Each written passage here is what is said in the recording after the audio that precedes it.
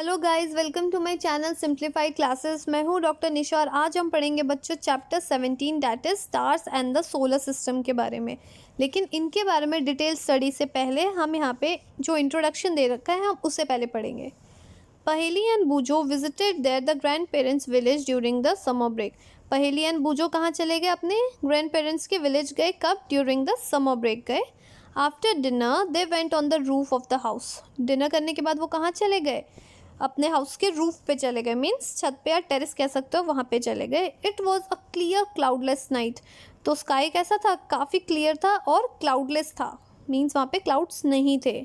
They were surprised to see a large number of a bright stars in the sky. वो bright stars को देख के sky में काफ़ी ज़्यादा सरप्राइज हो गए। क्यों? Because they had never seen such a beautiful seen in the sky.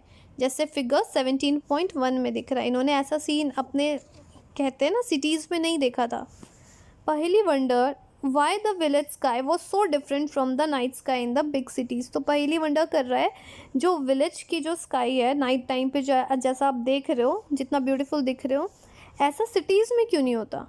तो उनके ग्रैंडफादर्स क्या एक्सप्लेन करते हैं? और grandfather explain that due to bright light के कारण, स्मोक एंड डस्ट के कारण क्या होता है, the sky in the big cities is rarely clear. कभी कभी क्लियर होता है, हमेशा क्लियर नहीं होता है। क्यों? क्योंकि ब्राइट लाइट है, काफ़ी स्मोक है एंड डस्ट है। तो ये भी बच्चों क्लियर हो गया कि विलेज में इतना क्लियर दिख रहा है और सिटीज़ में क्लियर क्यों नहीं दिख रहा आपको sky. He also identified some objects seen in the night sky and told stories associated with them. और उन्होंने क्या बताया? और भी चीज़ें बताई जो इससे और भी ऑब्जेक्ट्स है जो स्काई में दिख रहे हैं और उनसे रिलेटेड या उनसे एसोसिएटेड स्टोरीज बताई। Night sky watching can be a fascinating experience in the place where there are no bright lights and the atmosphere is clear. अब ये क्या बोल रहा है? जब नाइट स्काई को देखने कितना फैसिनेटिंग, कितना अच्छा लगता है वो एक्सपीरियंस जब जहाँ पे काफ़ी ब्राइट लाइट ना हो और एटमॉस्फेयर कैसा हो, काफ़ी क्लियर हो। Look at the sky on the dark and clear night. आप स्काई को देखिए कब? जब डार्क हो और काफ़ी क्लियर हो, क्लाउड्स नहीं हो उस वक्त।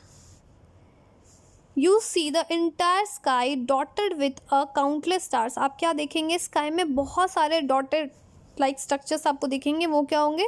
Countless stars. आप स्टार्स को इवन काउंट भी नहीं कर सकते। और क्या होगा? Some bright and some not so bright. कुछ उनमें से क्या होंगे? कुछ ब्राइट होंगे और कुछ ब्राइट नहीं होंगे। Observe them carefully. तो जितने भी ऑब्जेक्ट्स दिख रहे हैं उनको आप ऑब्जर्व करिए carefully. Do all of them appear to twinkle. क्या जितने भी ऑब्जेक्ट्स आपको दिख रहे हैं सारे ट्विंकल कर रहे हैं, सारे चमक रहे हैं? Do you find any star like object which do not twinkle. क्या आपको कोई ऐसा ऑब्जेक्ट दिख रहा है जो स्टार जैसा है बट वो ट्विंकल नहीं कर रहा? तो क्या है बच्चों जो ट्विंकल नहीं कर रहा? The object which do not twinkle are planets. तो जो ऑब्जेक्ट ट्विंकल नहीं कर रहा है वो क्या हो गए बच्चों? प्लैनेट्स हो गए। The moon is the brightest object in the night sky. Night sky में सबसे ज़्यादा ब्राइटेस्ट ऑब्जेक्ट क्या हो गए? That is moon. आप यहाँ फिगर में भी देखिए 17.1 में, ये इस पूरे फ्रेम में जो सबसे ज़्यादा ब्राइट कौन कर रहा है? मून हो गया, ब्राइटेस्ट मून हो गया। Next is the star, the planet, the moon and the many other object in the sky are known as celestial object. अब सेलेस्टियल ऑब्जेक्ट क्या हो गए? जितने भी स्टार्स हो गए, प्लैनेट हो गए, मून हो गए and many other objects collectively known as celestial object. तो ये अगर आपको डेफिनेशन में आएगा तो बता दोगे, काफ़ी इजी है। तो बच्चों चलते हैं हम नेक्स्ट पेज पे। The study of celestial object and the associated phenomena is called the astronomy. अब आपसे पूछेंगे डिफाइन करने के लिए, डेफिनेशन पूछ लिया है, कुछ भी किसी ने नॉर्मली पूछ लिया कि एस्ट्रोनॉमी क्या है, तो आप क्या बताओगे? The study of celestial object. Celestial object में क्या हमने देखा लास्ट पेज पे? स्टार्स हो गए और क्या हो गए, जितने भी ऑब्जेक्ट्स हो गए, प्लैनेट्स हो गए, ये किसके अंडर आते हैं? ये सेलेस्टियल ऑब्जेक्ट के अंडर आते हैं। तो इनकी स्टडी करना और उससे एसोसिएटेड फिनोमेना, तो हम उसको क्या कहते हैं? एस्ट्रोनॉमी कहते हैं। In ancient India our ancestor perform the methodical observation of the sky. उन्होंने क्या परफॉर्म करते थे? वो मेथोडिकल ऑब्जर्वेशन परफॉर्म करते थे। अब ये क्या है? Their knowledge of astronomy was highly advance for that time. उस टाइम के लिए जो एस्ट्रोनॉमी की जो स्टडी थी वो काफ़ी ज़्यादा एडवांस थी।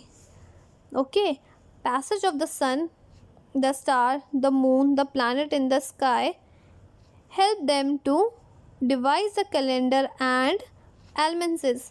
तो वो क्या करते थे, जो मून या स्टार या प्लैनेट को देख के वो पता करते थे कैलेंडर के बारे में या फिर एलमेंसेस। एलमेंसेस क्या हो गया, जो कंटेन करता है इम्पॉर्टेंट डेट, तो इसके बारे में वो पता लगाते थे।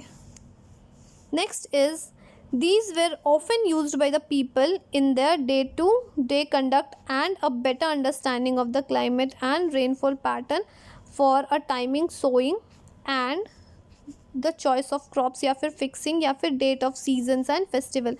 तो वो किनको देख के पता कर रहे हैं, ये सेलेस्टियल ऑब्जेक्ट को देख के ये सारी चीज़ें पता कर रहे हैं कि क्लाइमेट कैसा है, रेनफॉल का पैटर्न कैसा होगा, या फिर कब आपको जो सीड्स है उसको सो करना है, या कब क्रॉप्स को आपको कट करना है या ग्रो करना है। तो वो इस हिसाब से वो सारी चीज़ों को पता करते थे।